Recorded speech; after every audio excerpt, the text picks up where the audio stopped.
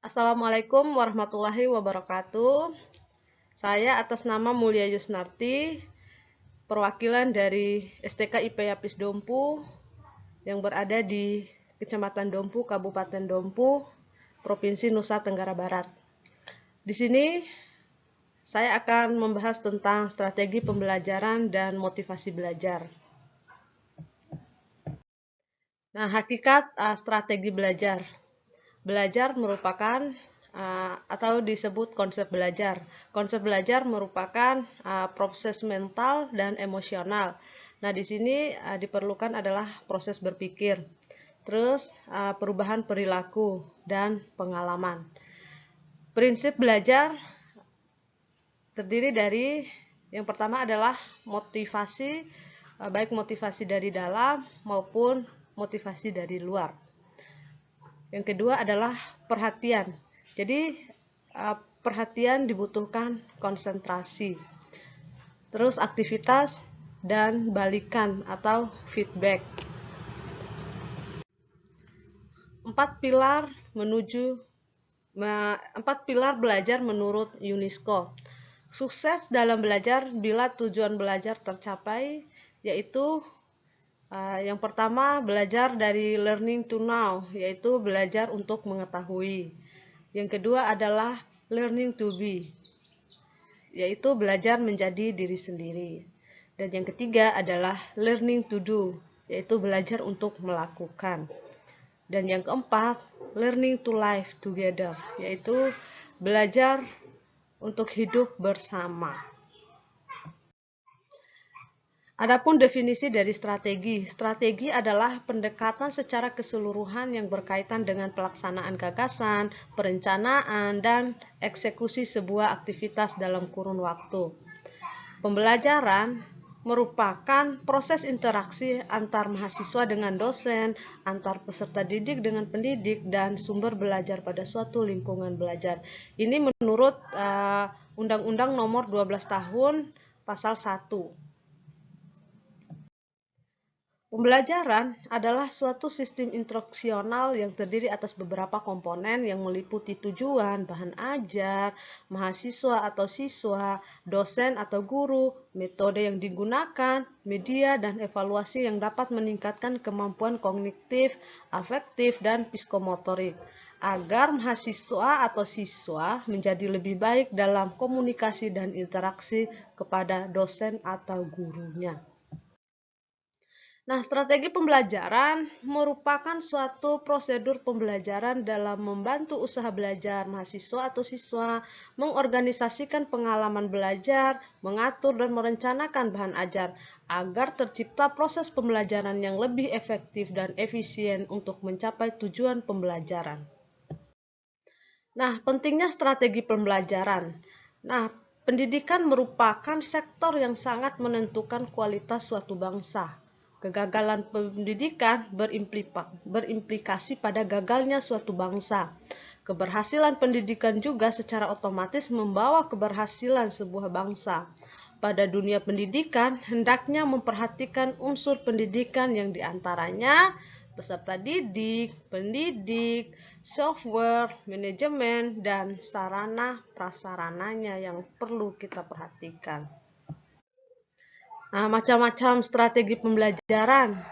Yang pertama yaitu strategi inquiry, di mana strategi ini yaitu terkait dengan bertanya, meliputi sejumlah kegiatan pembelajaran yang menitik beratkan pada suatu berpikir analitis dan kritis dalam mencari dan menjawab pertanyaan. Sedangkan tanya jawab sering diajukan antar mahasiswa atau siswa dan dosen atau guru untuk proses berpikir. Dan yang kedua adalah strategi ekspositori. Strategi ini merupakan strategi pembelajaran yang menekankan pada proses pemberian pengetahuan atau materi yang diberikan secara lisan oleh dosen atau guru kepada mahasiswa atau siswa yang ingin membantu mahasiswa dan siswi menguasai materi secara efektif. Terus yang ketiga adalah strategi SPBM. Nah, strategi ini merupakan strategi pembelajaran yang memadukan beberapa kegiatan pembelajaran yang menonjolkan proses pemecahan masalah secara ilmiah. SPBM didasarkan pada aspek psikologi, kognitif, dan melalui perilaku pengalaman.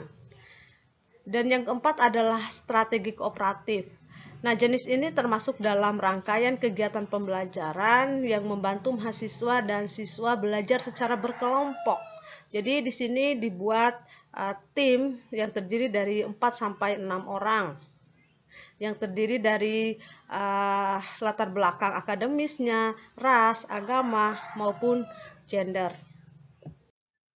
Nah, karakteristik proses pembelajaran yang pertama yaitu interaktif, inspiratif, menyenangkan, menantang, memotivasi peserta didik untuk aktif, memberikan ruang yang cukup bagi prakarsa, kreativitas, dan kemandirian sesuai dengan bakat, minat, dan perkembangan fisik, serta psikologi peserta didik.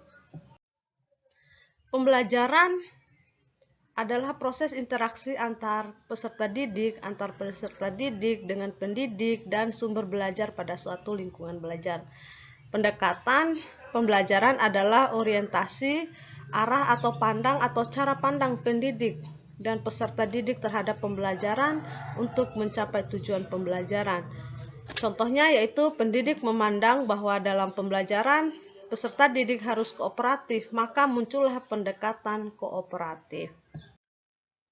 Model pembelajaran. Model pembelajaran adalah proses belajar atau gambaran pembelajaran peserta didik dari awal sampai pembelajaran yang ditandai dengan langkah-langkah spesifik atau sintaksnya. Jadi diberikan contoh adalah model pembelajaran kooperatif. Terus strategi pembelajaran. Strategi pembelajaran adalah rencana kegiatan yang disusun agar tujuan tercapai secara efektif dan efisien. Metode pembelajaran adalah cara pendidik menyampaikan materi pembelajaran kepada peserta didik untuk memperoleh pengetahuan atau keterampilan dengan cara yaitu mengimplementasikan rencana dalam bentuk nyata. Contohnya bereksperimen, berpengamatan, atau ceramah. Nah, teknik pembelajaran. Teknik pembelajaran adalah cara pendidik menyampaikan atau memfasilitasi peserta didik untuk memperoleh pengetahuan atau keterampilan tertentu melalui pembelajaran tertentu. Cara yang digunakan untuk mengimplementasikan suatu metode yaitu dengan cara berpresentasi pada kelompok dalam metode presentasi. Taktik pembelajaran adalah gaya mengajar pendidik yang khas dalam melaksanakan metode atau teknik tertentu. Contohnya, siang hari guru mengajar dengan ceramah yang penuh humor. Motivasi belajar di perguruan tinggi. Jadi motivasi adalah mover, yaitu menggerakkan kondisi yang dapat menimbulkan perilaku, mengarahkan perilaku, mempertahankan intensitas perilaku. Motivasi adalah kekuatan energi seseorang yang dapat menimbulkan tingkat persistensi dan entusiasmenya dalam melaksanakan suatu kegiatan, baik yang bersumber dari dalam diri individu itu sendiri, motivasi intrinsik, maupun dari luar individu, yang merupakan motivasi ekstrinsik. Nah, motivasi belajar merupakan suatu dorongan internal dan eksternal pada siswa-siswi yang memberikan semangat, perhatian, kemauan, keinginan, dan cita-cita untuk belajar, guna untuk mencapai tujuan yang diinginkan.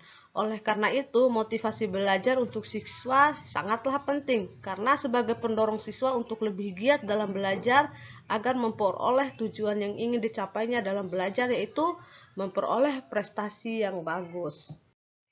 Nah, fungsi motivasi yang pertama adalah sebagai pendorong untuk berbuat sesuatu dari setiap aktivitas yang dilakukan.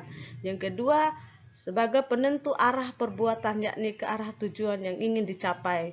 Yang ketiga yaitu menyeleksi perbuatan. Yang keempat yaitu pendorong usaha untuk mencapai prestasi. Nah, adapun kesimpulannya dari sini, yang pertama adalah pendidikan sepanjang hayat untuk terus mengembangkan kematangan diri dan memaksimalkan pengabdian kepada Tuhan. Evaluasi, yaitu sebagai dosen pembimbing akademik, buatlah contoh rencana akademik bersama mahasiswa agar mahasiswa lulus dalam waktu cepat, berprestasi, dan mandiri.